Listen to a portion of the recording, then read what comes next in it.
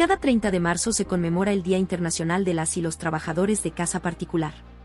Desde MIHSEC, queremos aprovechar esta instancia para entregar información clara y técnica sobre los derechos laborales, las obligaciones del empleador y la normativa vigente que protege la salud y seguridad de estos trabajadores en Chile. En este video revisaremos las principales exigencias del Código del Trabajo, la Ley 16.744 y el reciente Decreto 44 del Ministerio del Trabajo.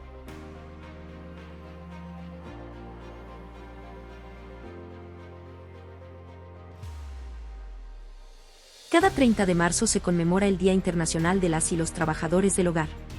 Esta fecha fue definida por organizaciones de trabajadoras del hogar en América Latina para visibilizar sus derechos laborales. Se recuerda especialmente el primer Congreso de Trabajadoras del Hogar realizado en Bogotá en 1988, donde participaron representantes de 11 países.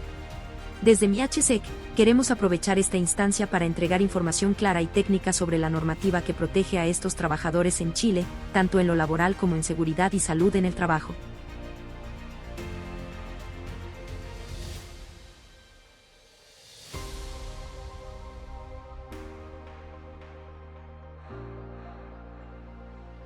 En Chile, más de 220.000 personas se desempeñan como trabajadores de casa particular, ya sea en la modalidad puerta adentro o puerta afuera. Este grupo está protegido por dos normativas clave.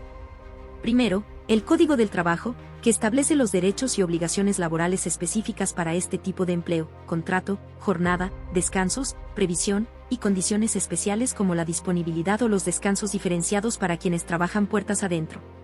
Y segundo, la Ley 16.744, que garantiza cobertura ante accidentes del trabajo y enfermedades profesionales, entregando acceso a prestaciones médicas, económicas y de rehabilitación. Esta ley también obliga al empleador a afiliarse a una mutualidad. Estas normas se aplican de manera transversal, aunque existen particularidades que abordaremos en las siguientes secciones.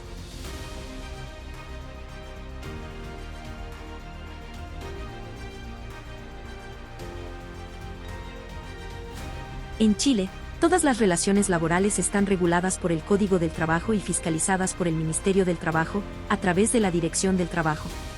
La Dirección del Trabajo puede recibir denuncias, fiscalizar, orientar a trabajadores y empleadores, y verificar que se cumpla la ley. Si hay un conflicto, las partes pueden recurrir a los tribunales laborales, que resuelven mediante juicio y dictan sentencia. En el caso de los trabajadores de casa particular, existen normas específicas en el Código del Trabajo, entre los artículos 146 y 152 quater, además de la Ley 20.786. Este grupo incluye a quienes realizan labores de aseo, cocina, cuidado de personas, choferes de casa particular, e incluso trabajadores en instituciones de beneficencia con funciones domésticas.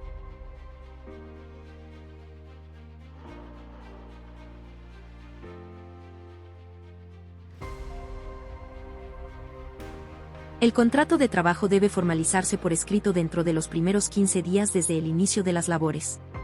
Debe estar firmado por ambas partes, con una copia para el empleador y otra para el trabajador o trabajadora. El contrato debe incluir información mínima como el domicilio donde se trabaja, jornada, remuneración, plazo del contrato y funciones específicas como cocina, limpieza o cuidado de personas. Si no se firma, la ley presume válidas las condiciones que declare el trabajador. El contrato también debe ser registrado en la Dirección del Trabajo, ya sea de forma presencial o en línea, dentro del mismo plazo de 15 días.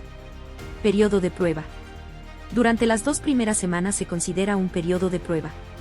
En ese lapso, cualquiera de las partes puede poner término al contrato sin necesidad de una causal, dando aviso con al menos 3 días de anticipación.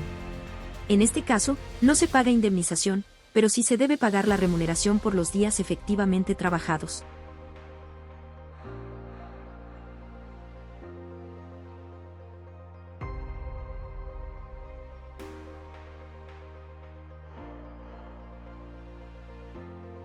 En Chile, los trabajadores de casa particular pueden desempeñarse en dos modalidades, puerta adentro o puerta afuera. Esto genera diferencias en jornada semanal, descansos y aplicación de la ley de 40 horas.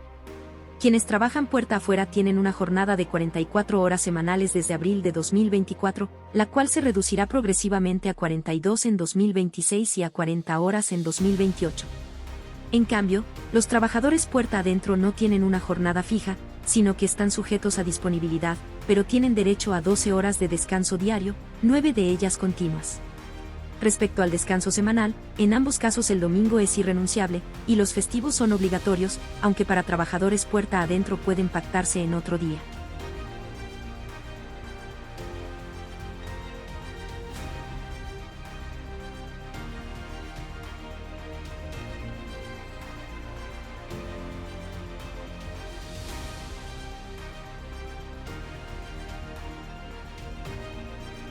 En cuanto a vacaciones, todas las personas que trabajan como empleados de casa particular tienen derecho a 15 días hábiles continuos tras cumplir un año de servicio. Estos días no consideran sábados, domingos ni festivos, y deben otorgarse siempre como días hábiles. Este beneficio aplica tanto a trabajadores puerta adentro como puerta afuera. En materia de protección maternal, también existe cobertura legal. Las trabajadoras embarazadas tienen fuero desde el inicio del embarazo hasta un año después del postnatal. Tienen derecho a descanso pre- y postnatal, al tiempo destinado para alimentar a su hijo o hija, y a no realizar trabajos que puedan afectar su salud durante el embarazo.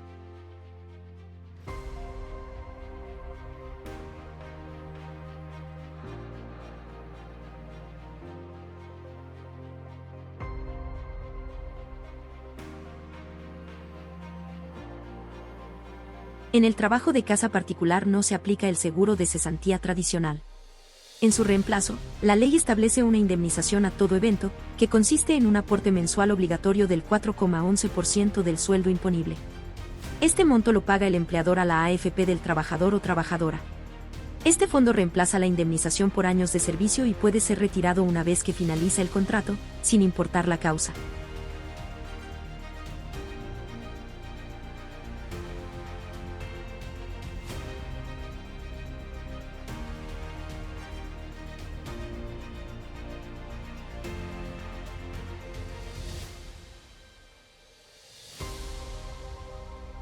La Ley 16.744 establece claramente que se considera accidente del trabajo.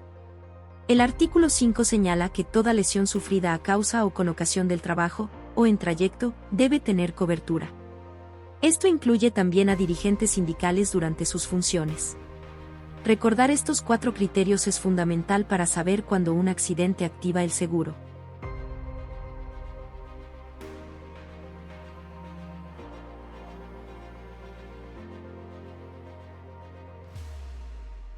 La Ley 16.744 protege a los trabajadores de casa particular ante accidentes del trabajo y enfermedades profesionales.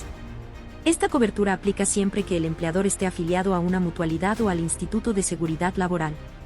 La ley otorga prestaciones médicas, pago de licencias si el diagnóstico requiere reposo, y en casos graves puede incluir indemnizaciones o pensiones por invalidez o fallecimiento. Por ejemplo, una caída al limpiar o una quemadura al manipular utensilios calientes son accidentes cubiertos por esta ley.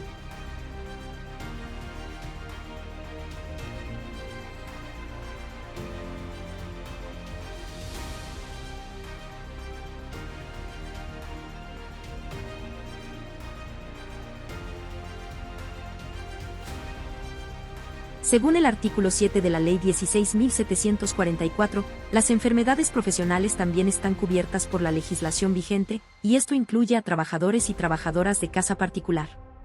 Para que una enfermedad sea reconocida como profesional, debe cumplir con 4 condiciones clave. Primero, debe ser causada por el trabajo. Esto quiere decir que su origen está directamente relacionado con las tareas o condiciones a las que está expuesta la persona en su entorno laboral. Segundo, estas enfermedades no aparecen de inmediato. Se desarrollan con el tiempo, producto de la exposición continua a agentes físicos, químicos, biológicos o incluso factores psicosociales. Tercero, debe ser calificada como tal por la mutualidad o el Instituto de Seguridad Laboral.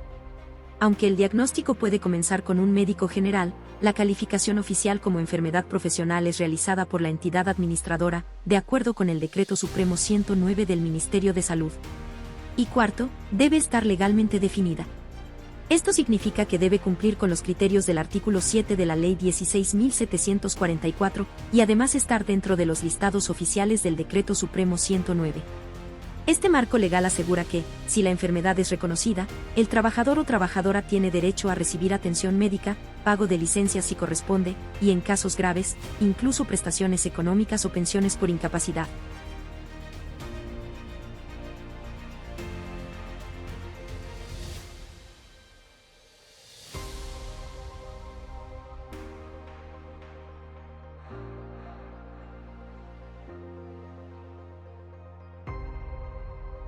Además de los accidentes del trabajo, los trabajadores y trabajadoras de casa particular pueden verse afectados por enfermedades que se desarrollan con el tiempo, producto de la exposición continua a factores de riesgo presentes en sus funciones habituales.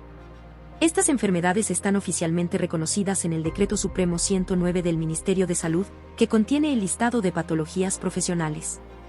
La evaluación y calificación de estas enfermedades corresponde a la Mutualidad o al Instituto de Seguridad Laboral, ISL. A continuación, revisamos algunos ejemplos de peligros reales que enfrentan en su trabajo y las enfermedades que podrían derivarse de ellos. Primero, el contacto frecuente con productos de limpieza puede provocar dermatitis alérgicas o irritativas.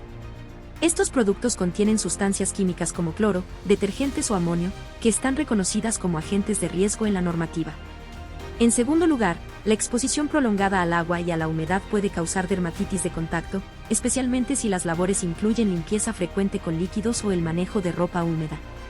En tercer lugar, los movimientos repetitivos o el uso constante de fuerza manual, como escurrir trapos, limpiar ventanas o mover muebles, pueden generar tendinitis o síndrome del túnel carpiano, ambos reconocidos como enfermedades profesionales.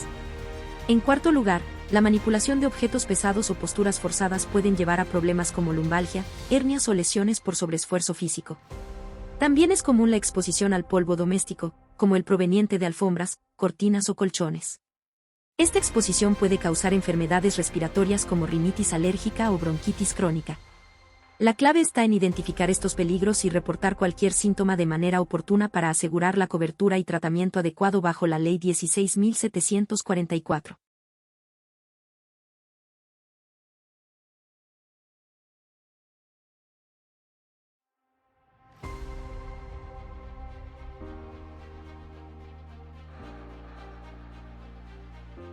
Obligaciones del empleador según el Decreto 44.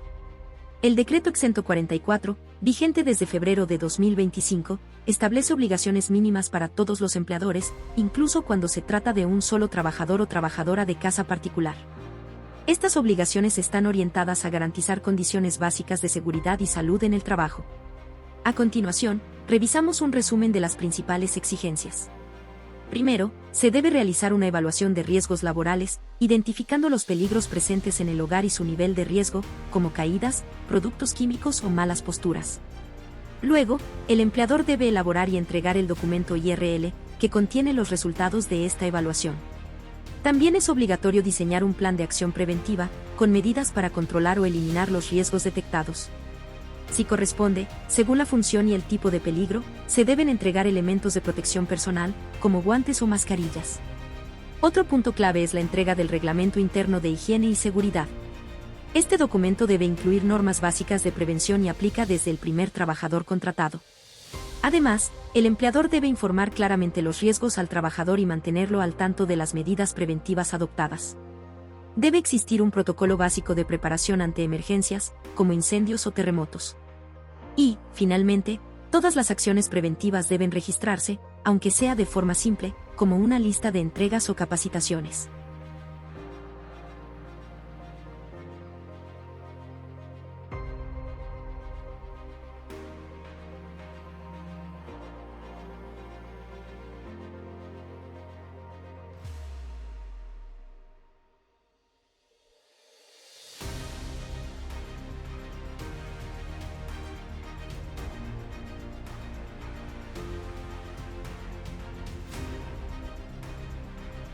Desde MIHSEC, creemos que entregar información clara y técnica es clave para construir espacios de trabajo más seguros y respetuosos.